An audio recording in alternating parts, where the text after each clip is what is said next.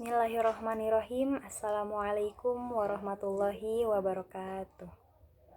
Alhamdulillahirrabbilalamin. Wabihi nasta'in wa ala umuri dunya waddin. Wassalatu wassalamu ala asyrafil anbiya'i wal mursalin wa ala alihi wa sahbihi ajmain. Amma ba'du.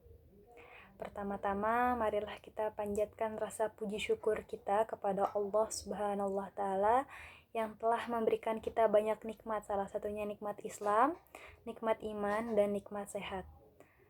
Selanjutnya, marilah kita haturkan sholawat beserta salam kepada baginda alam Nabi besar Muhammad SAW yang telah membawa kita dari zaman kegelapan, dari zaman kebodohan hingga zaman yang penuh dengan ilmu seperti sekarang ini.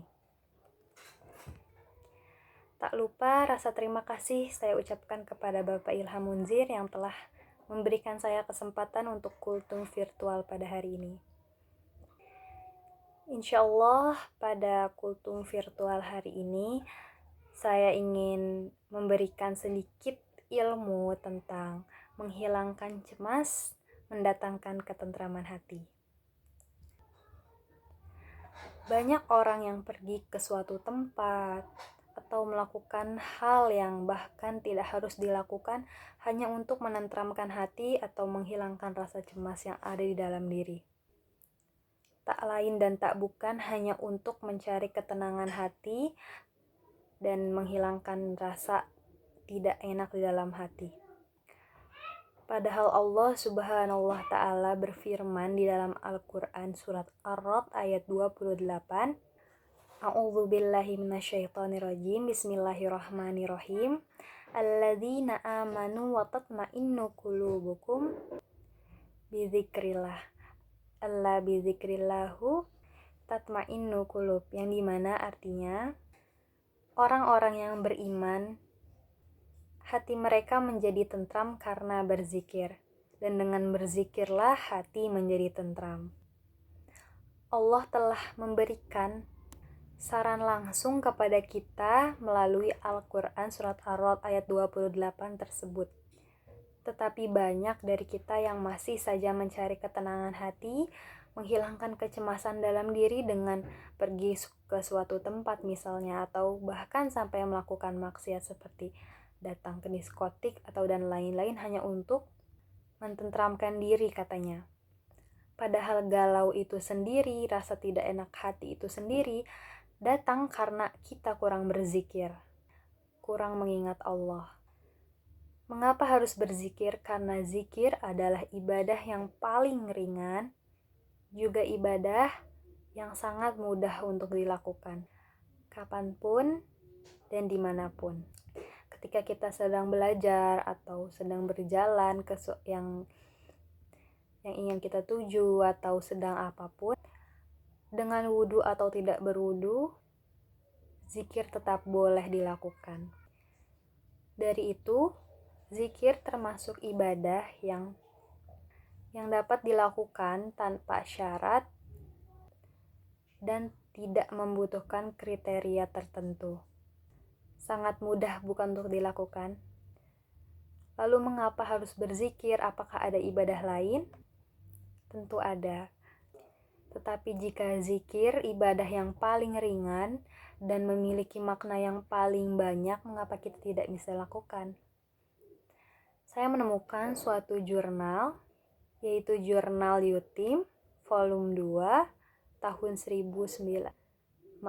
2019, berjudul Pengaruh Zikir terhadap diri, di mana di sana dituliskan ada beberapa manfaat zikir. Salah satunya, zikir membentuk pribadi yang baik. Karena dengan berzikir, ketika seseorang ingin menyakiti seseorang lainnya atau ingin melakukan suatu dosa atau kemaksiatan, maka kemungkinan kemaksiatan itu tidak mungkin dilakukan. Mungkin bisa dilakukan, tetapi hanya kemungkinan kecil. Kenapa? Karena orang yang selalu berzikir, ia selalu ingat akan adanya Allah dimanapun, kapanpun. Ia merasa bahwa Allah akan selalu melihat perbuatannya dan apapun yang ia lakukan. Selanjutnya ada manfaat yang kedua, yaitu menghilangkan kecemasan. Telah dibuktikan kepada seseorang yang ingin melakukan operasi, lalu ia berkata bahwa ia merasa dirinya gelisah. Lalu seseorang menyarankan ia untuk berzikir kepada Allah dengan tasbih, tahmid, atau takbir. Lalu setelah itu, ia berkata bahwa ia menjadi lebih tenang hatinya, lebih rileks lagi dirinya untuk lebih siap untuk menjalani operasi. Dan dibuktikan juga pada jurnal lainnya tentang manfaat berzikir untuk menghilangkan kecemasan pada orang bipolar. Dari itu, kita dapat menyimpulkan bahwa banyak sekali manfaat zikir yang bahkan telah diuji cobakan dan dituliskan di dalam beberapa jurnal. Selanjutnya ada manfaat zikir untuk menghilangkan fantasi seksual.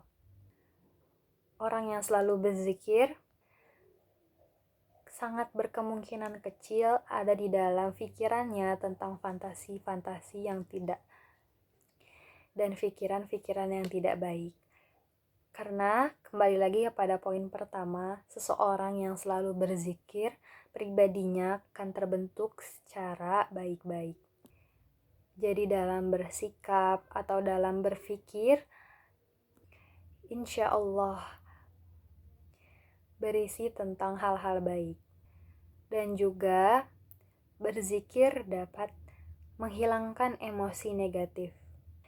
Orang-orang yang sering berzikir sangat berkemungkinan kecil untuk meluapkan reaksi emosi negatifnya terhadap sesuatu. Mengapa bisa seperti itu?